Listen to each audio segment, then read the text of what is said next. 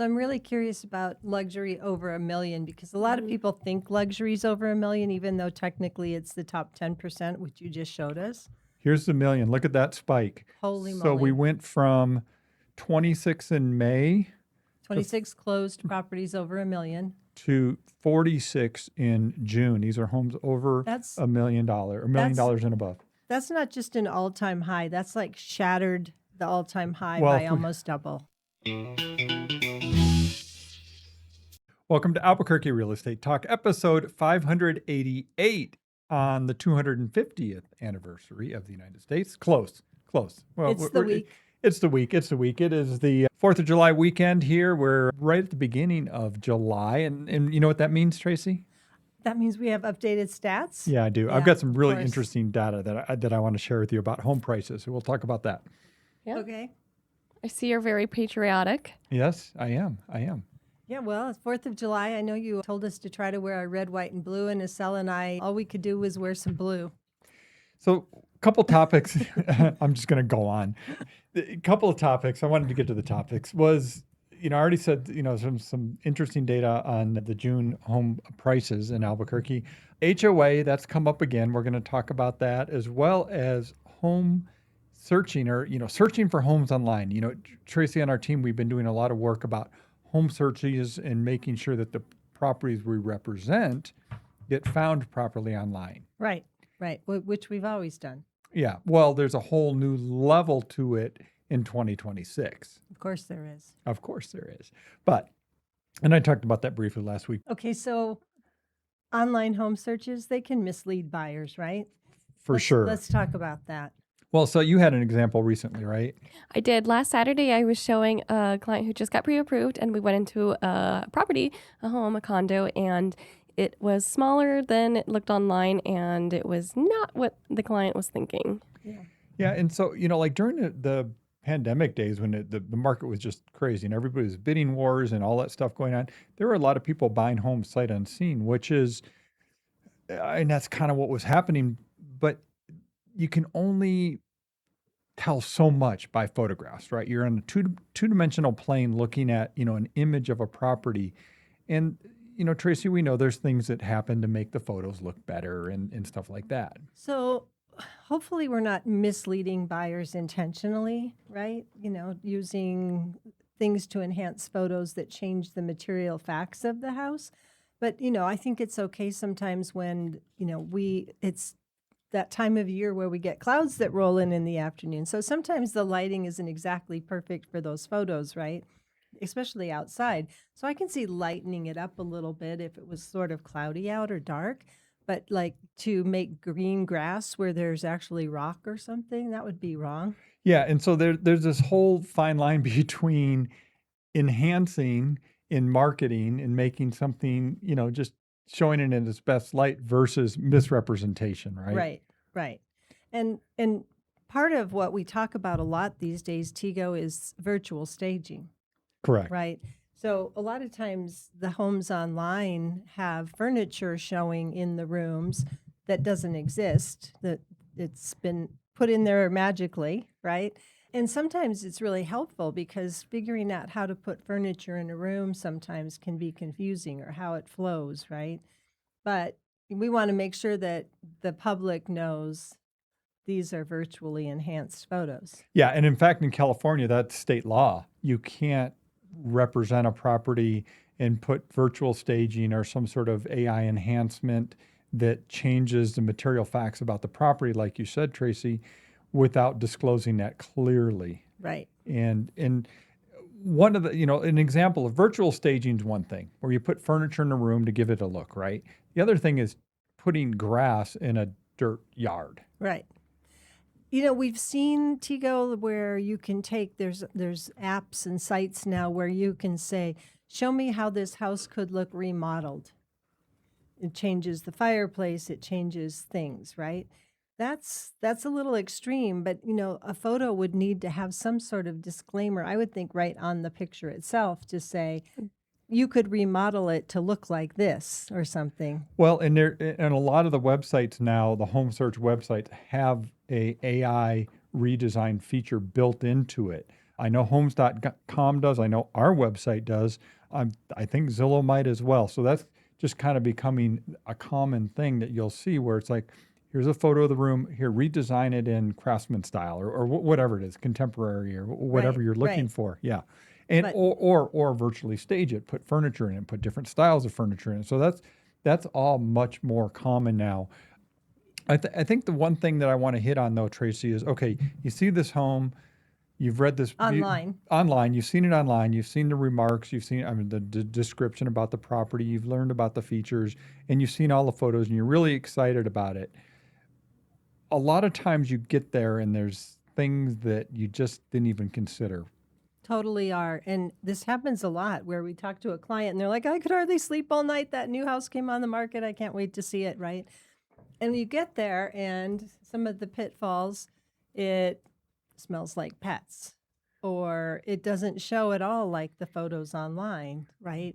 The exterior features or some of the features in the house, maybe there wasn't even photos of, so you didn't know because they didn't want you to see something that was in the house, right? But just the whole feel and vibe of a neighborhood as you get to a house makes a difference. Your first steps through the door, I always say to our home sellers, usually buyers decide in the first 10 seconds through the door whether they're going to love the house or not. And so when we get to a client thinking, oh, I've got that closet upstairs I need to get cleaned up before we're on the market, I'm like, no, your buyer has already decided by the time they get to that closet whether the house is going to work or not. But most times, those I could hardly sleep last night, this is the house for me, almost never is. Yeah, it's surprising how often. And one thing I'm thinking about is as you were talking, Trace, I'm like going, okay, yes, we as marketers for homes do all this work to make sure the property looks good online. We craft these amazing property descriptions so that it gets found and people understand the property.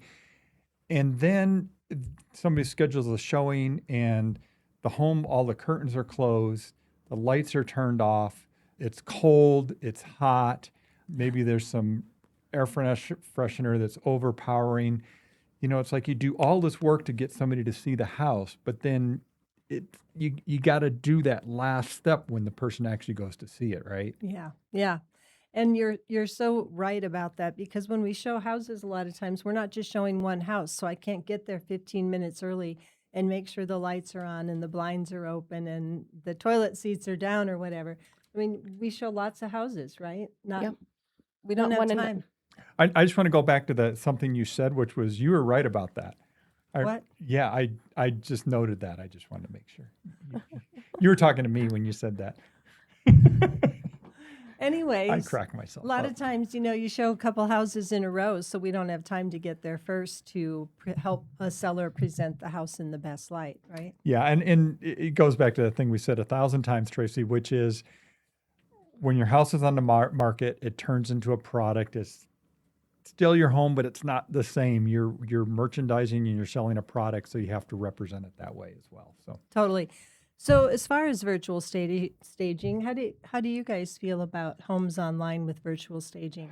okay, so I'm on the fence on it. I I would much rather see real staging if it's a vacant home, meaning the actual furniture in the home, because you can see it online, but when you're actually in the home in 3 dimensions with everything in all the spaces, you can actually visualize it much better or feel it. Not just visualize it, but actually feel it. Right, What right. do you think, Estelle? Do you like it or not? I agree with you there, although sometimes I think it's hard when you're out of state and you're looking at a property online and visualizing the configurations of a room and what to do or getting inspired on what you could do with the room because some rooms are a little weird and not sure exactly what to do there. And virtual staging, I think, can help spark ideas. But I agree with you. I think real staging or At least some staging, right? at least some. We know a bedroom's a bedroom, but sometimes, living, kitchen, dining, it just feels so much better. And you have a place to sit down. If they decide this is the one, you can sit down and just talk about it and make decisions about it, right? Yeah, for sure, for Yeah. sure. Well, anyway, so yes, online is not the same as seeing the home in person. So when you're, getting out there, remember, get excited about the house. Find those homes online, but also, be prepared to tour it and look at it and and maybe be disappointed. Maybe drive by it different times of day. That's a really good advice for sure. Yeah. Different times of day, different days of the week, if you have the opportunity to, if you're not familiar with the neighborhood already, just to make sure you're going to be comfortable in the neighborhood. Yep. Okay. All right. Okay. Can we talk data? Sure. I So- know you were very excited. Some Well, interesting stats I'm waiting Yeah. to Sal hear. was like, what are you I What are know. you talking about? We were talking, you mentioned something striking about our luxury market here. Yes. I'm Our excited to luxury hear. market. So anecdotally, Tracy, I mean, you worked the luxury market a lot, and anecdotally, we've been seeing a lot of activity in the what we call luxury market. Let's say 600 above, 700 above in that price range, right? They say it's the top 10% of the homes sold. Right. Right. So somewhere in that 650-ish range for us. Well, that's changed this month. Okay. So something. Well, first off, here I'm going to pull up my screen. Let me pull this up. So right now we're looking at sale prices. Median sale price for the greater Albuquerque area or the metropolitan statistical area, $393,000. That is an all-time high median price. So that's the middle of all the homes that sold in June. Tell me what, it's just Albuquerque? It's the MSA, it's detached or Yes. attached? Yeah, detached MSA. So that's the 4 counties, and High. it's all the homes that closed. Yeah, Yeah, very it's high. It all-time high. jumped I mean, up. look at that jump. Huge leap in 1 month. Yeah, on from May it went from on the median. 375 to 393 in 1 month, right? Wow. Wow. And then look at this. Look at average. Even more striking. It went from 441 in May to 474 in June. Definitely an all-time high. Tigo, I know this morning you were like, I'm focused, don't interrupt me. You were looking through all of this data to make sure if there was some anomalies or something? Yeah, and what I was trying to understand is like, okay, wait, this average is out of line where there's some home that closed that was like 10 million, it should have been 1 million or something like that. So I was checking all the data, make sure there was nothing. Well, what I found was, I always say this, it's like average is average.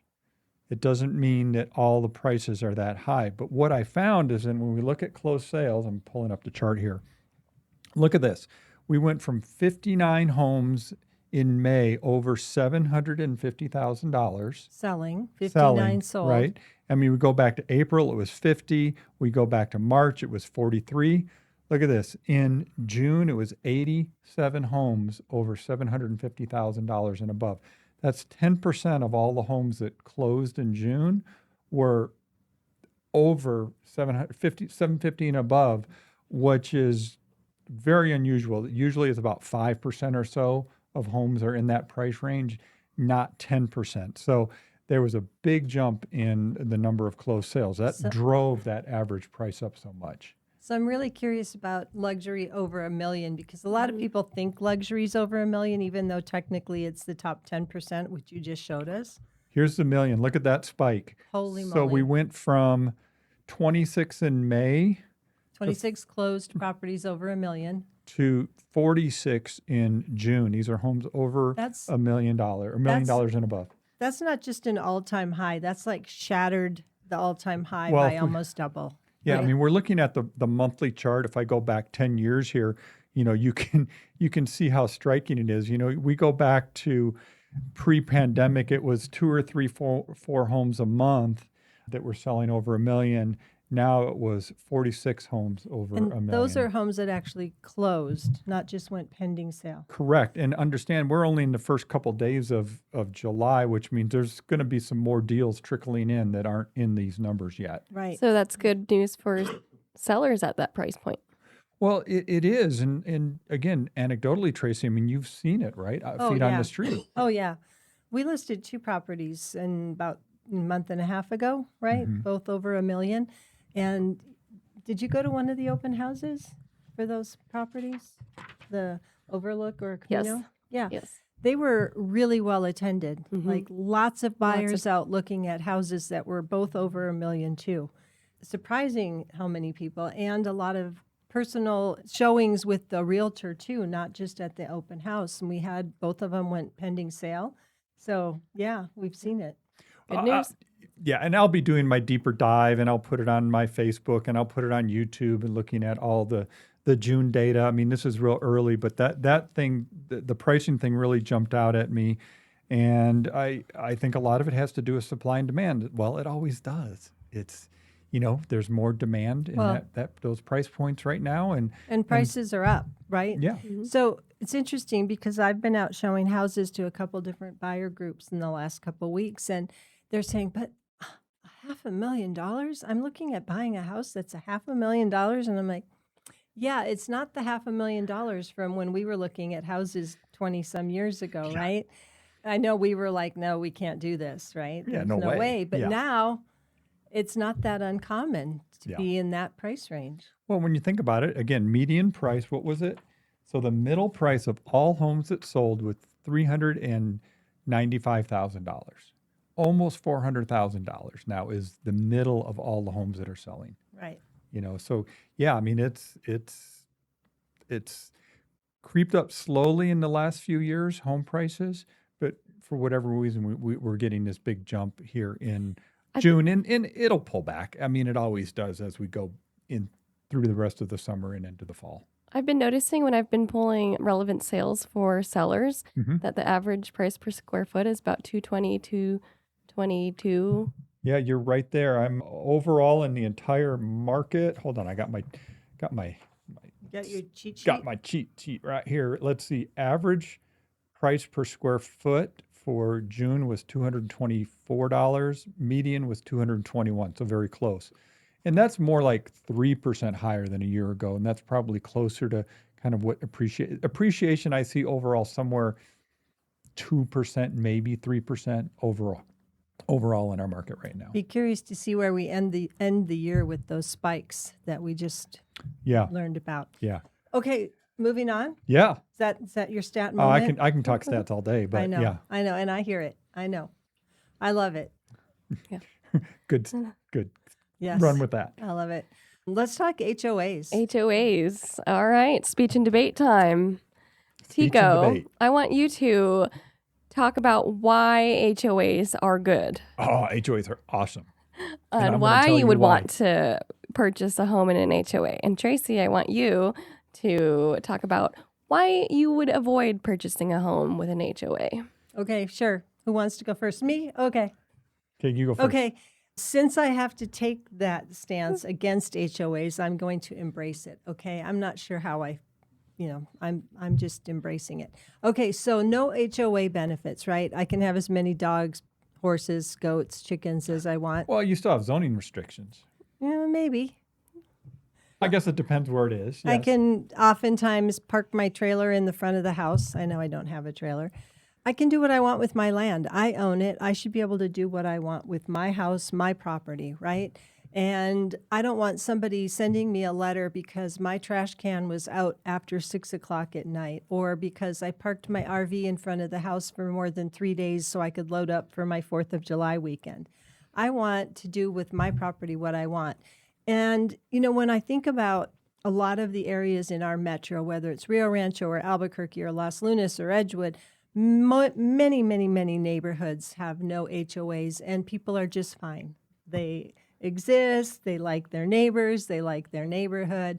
They didn't need an HOA to, pay an HOA to send them fines and tell them what they can and can't do. Okay, your turn. Okay, I'll take the other side. I'm going to say pro HOA. HOAs help protect property values. Okay, because what you're doing is you've got an organized body. Everybody that lives in that community has agreed to follow these rules, right? They may not know it when they buy the house. They should be checking what they're agreeing to when they buy a home in an HOA, but they've agreed to these rules, which means, yes, you can't park your car out overnight in some neighborhoods. You got to take your trash cans out. You can't leave them out all week, right? You can't park cars on the front lawn. You got to pull your weeds, all that stuff. And yes, it's annoying, but it's a third party that's responsible to keep your neighbors in line, as opposed to you having to go knock on the door and say, hey, get that crappy car off your front lawn, right? So I've seen it, Tracy. I know you've seen it. you drive through certain parts of Albuquerque and there's one neighborhood that has an HOA and there's one that does not. And you can tell the difference immediately when you drive into that neighborhood. And it's just a nicer, more kept up neighborhood versus one that's not.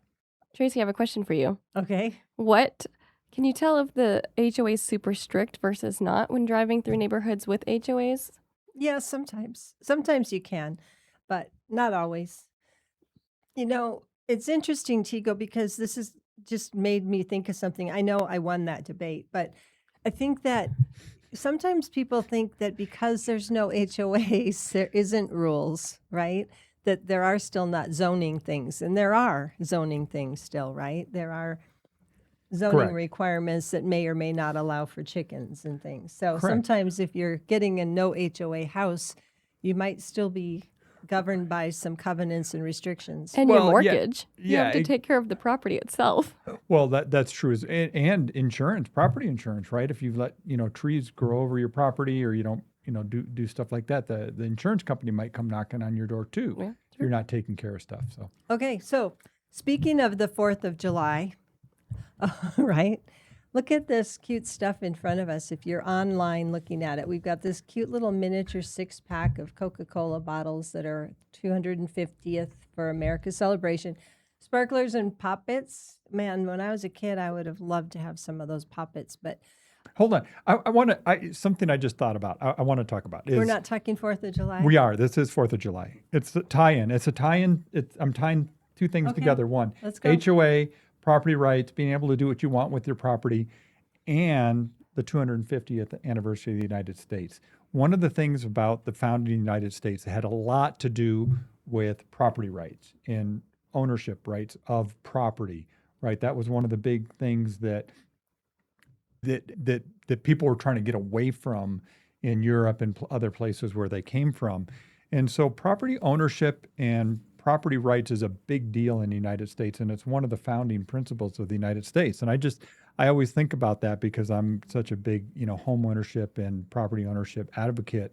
And I think our founding father that were too. So Sure. Good point. there's my little 4th of Good July point. pitch. Okay, so I just want to thank Lisa Hayes from Pulte Homes for coming and bringing this little gift to us to celebrate the holiday. Very nice. It's very Thank sweet. you. But Estelle, didn't you do some research on all of the different, like, smaller 4th of July things you can do this weekend? I did find a few things. Besides our big balloon fiesta 4th of July, there are smaller individual neighborhood, more so related 4th of July events, such as Corrales has their annual 4th of July parade, and Sandia Bar in Corrales is opened for that. And it's a great place because the Corrales people get to see their neighbors and get caught up and watch the parade and gather all together as a little village. Well, it's cool. It's kind of the small town village vibe versus the big massive event like it. But you could do both, I guess, Yeah. in the same Yep. day. But That's yeah. true.